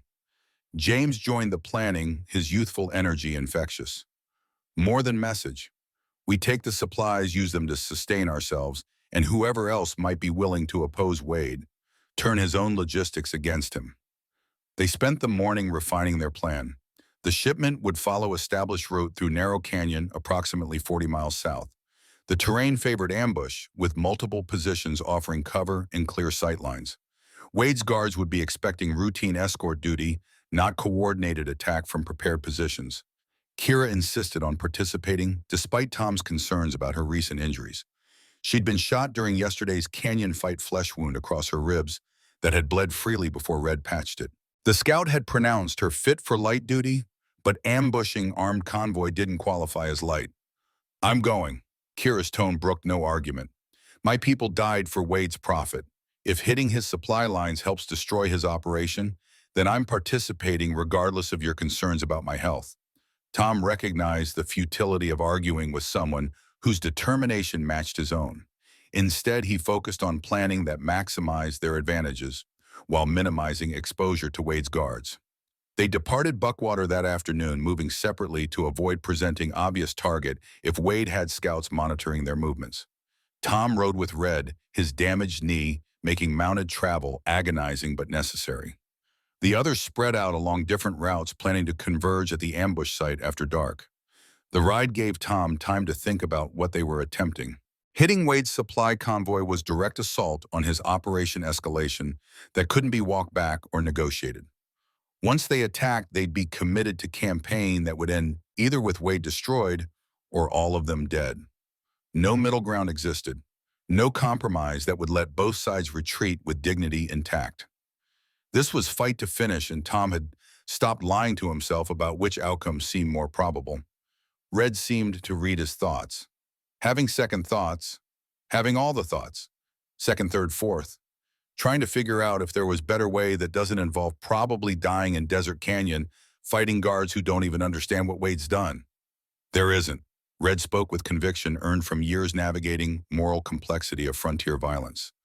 Wade's operation exists because good people spend too much time searching for better ways that don't require violence. Meanwhile, evil people act decisively building empires on suffering, while good people debate ethics. Sometimes the only moral choice is to stop debating and start fighting. They reached the ambush site as dusk painted the canyon walls in shades of amber and rust. The others had already arrived, securing positions that overlooked the narrow track Wade's wagons would follow. Quinn had selected the location perfectly, creating kill zone where superior numbers wouldn't matter against prepared defenders with elevation advantage. Tom positioned himself where his injured leg wouldn't compromise his shooting.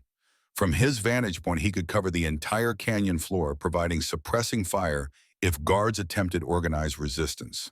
Not ideal placement for someone who should be recuperating, but adequate for someone committed to seeing this through regardless of personal cost.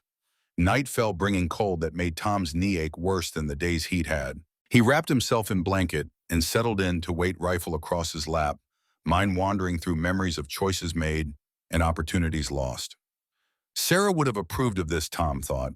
Not the violence necessarily, but the commitment to stand against systematic evil regardless of personal cost. She'd always been braver than him, more willing to confront injustice directly rather than trying to navigate through systems designed to prevent justice.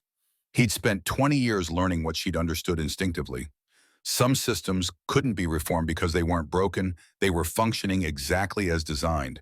And sometimes the only moral response was to refuse participation and build alternatives, even if those alternatives started with bullets and blood. Dawn arrived with the kind of light that promised heat by noon. Tom adjusted his position, working stiffness from joints that had locked during the night. Around him, the others stirred quietly, checking weapons and preparing for violence that could come at any moment or not for hours. The waiting scraped nerves raw. Every sound became potential threat, every shadow possibly concealing Wade's guards approaching from unexpected direction. Time stretched in compressed, minutes lasting hours, while hours vanished in anxious vigilance. Then finally, dust on the horizon. Red saw them first, his scout's eyes picking out distant movement, invisible to less experienced observers. He signaled Quinn, who passed the alert to others positioned throughout the canyon. They settled into firing positions, weapons ready, breathing controlled, waiting for targets to enter kill zone. 3 wagons appeared exactly as Red's intelligence had predicted. 6 guards rode alongside, looking bored and uncomfortable in the morning heat. They expected routine escort duty, standard security assignment, protecting cargo that probably wasn't even particularly valuable. They had no idea they were riding into ambush that would either kill them or force them to abandon Wade's supplies. Tom watched them approach, his finger resting beside the trigger guard. Years of experience had taught him to wait until the moment was right to let targets commit fully before revealing your presence. Too early, and they'd escape. Too late, and they'd achieve defensive positions that negated your advantages. The wagons entered the canyon, their drivers urging horses forward through terrain that made them nervous. The guards maintained loose formation, rifles holstered, attention focused on immediate surroundings rather than distant ridgelines where ambush might wait. Quinn gave the signal. Tom fired first, his bullet taking the lead guard through the chest and punching him from his saddle. The crack of his rifle echoed through the canyon, joined immediately by shots from other positions. The guards' horses reared, panicked by sudden violence, dumping riders or bolting with them, still clinging desperately to saddles. 2 guards died in that first volley. 2 more took serious wounds that disabled them without immediate fatality. The remaining 2 attempted organized response, but Quinn and James had positioned themselves to flank any defensive formation. Crossfire from multiple directions turned the canyon floor into killing ground, where cover didn't exist and survival required immediate surrender or death. One guard raised his hands, dropping his weapon and shouting submission. The other tried to run, spurring his horse toward the canyon entrance. Red's shot took the animal through the hindquarters, dropping it and trapping its rider beneath thrashing weight. The man screamed once before Red's second shot ended the sound permanently. Silence settled over the canyon, broken only by wounded men's moans and nervous horses whinnying. Tom descended from hidden position carefully, his leg protesting every step. By the time he reached the canyon floor, Quinn and the others had secured the surviving guard and were assessing the wagon's contents. Food, ammunition, medical supplies, exactly as reported. James pulled canvas back from the first wagon, revealing stacked crates and barrels. Enough to sustain Wade's operation for months, maybe longer. This is significant logistics disruption. The surviving guard young man, probably not yet 20, stared at them with terrified confusion. Who are you people? We're just doing our jobs, protecting legitimate cargo. Quinn approached the guard with expression of grim sympathy. Legitimate cargo for illegitimate operation. Your boss, Clayton Wade, is using supplies to sustain campaign of mass murder and human trafficking. You didn't know that, probably never questioned where the money came from or what it funded. But ignorance doesn't make you innocent. The guard's face cycled through disbelief, denial, and dawning horror as implications sank in. Wade's a territorial marshal. He represents the law. Wade represents corruption, hiding behind legitimate authority. The law he enforces protects criminals and feeds on innocent people. We're here to stop him, and you're going to help. Quinn pulled the guard to his feet, gesturing toward the wagons. You're going to ride back to Wade, tell him what happened here. Tell him his supplies are gone, his operation is compromised, and more attacks are coming. Tell him that every dollar he spends hunting us is dollar that doesn't go to profit, and eventually his backers will cut losses and abandon him.